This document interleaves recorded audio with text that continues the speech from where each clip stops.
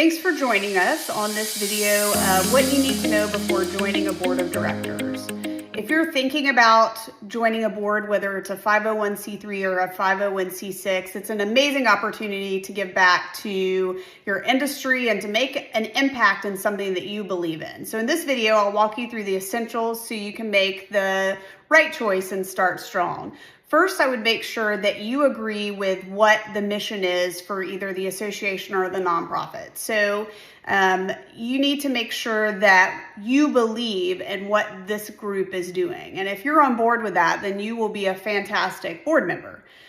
You want to be able to put your name behind their mission, whether it's your company name or your name. That's a very important thing. So you have lots of things to think about when you join a board. You have to make sure that you have duty of care and duty of loyalty and obedience, basically meaning you will uphold all of the bylaws and the things that the association believes in or the nonprofit believes in. So as long as you can be a good steward of the association or the organization and not just a volunteer with a title, you'll do well to join a board.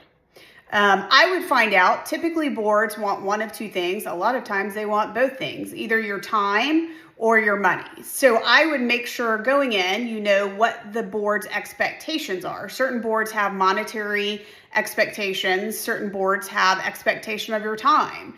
This day and age, it's really easy to get money, but it's very difficult to get someone's time. So that's something you need to think about, what you're willing to share with an organization or a nonprofit, and be very clear on what the expectation is and what you're able to give or meet.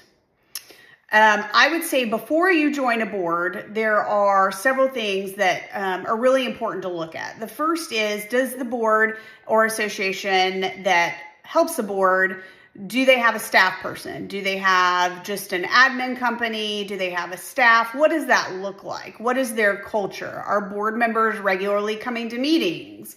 Are you going to be expected to participate in person or online? All of those are important things to know before you go into your volunteering.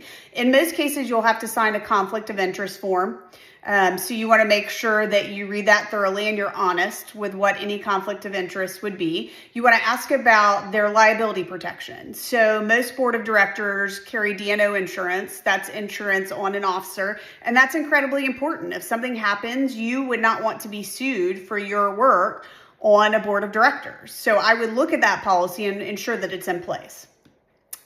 You also want to know when you join a board what they're going to give you, and if they don't give you the things that you need to be able to ask for them. So when I serve on a board, the first few things that I look at are the financials.